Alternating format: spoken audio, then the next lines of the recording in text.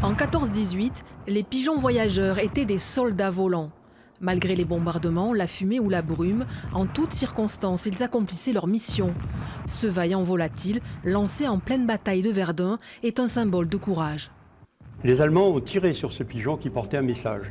Ce pigeon avait une aile arrachée, enfin bien blessé une aile, une patte cassée, un œil crevé. Il a quand même accompli sa mission et ensuite il est mort. Mais il a sauvé 194 poilus.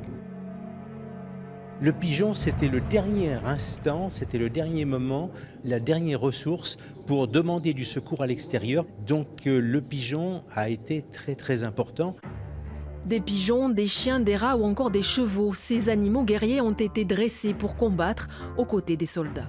On parle d'1 200 000 chevaux qui sont décédés, qui ont été tués pendant la guerre. C'est vous dire que tous les animaux ont eu leur part, hélas. Des héros oubliés de la Grande Guerre, parmi ces combattants non volontaires, le meilleur ami de l'homme, compagnon de tous les instants.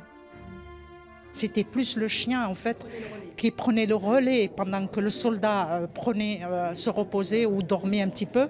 Et c'était le chien qui prévenait en fait de l'avancement ou de l'arrivée de l'ennemi. Là, on lui explique que le chien sanitaire découvre un corps. Le chien prélève quelque chose pour dire il y a un blessé à tel endroit.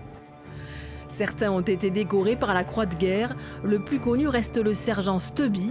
Ce chien a participé à 17 batailles, dont celle du Chemin des Dames.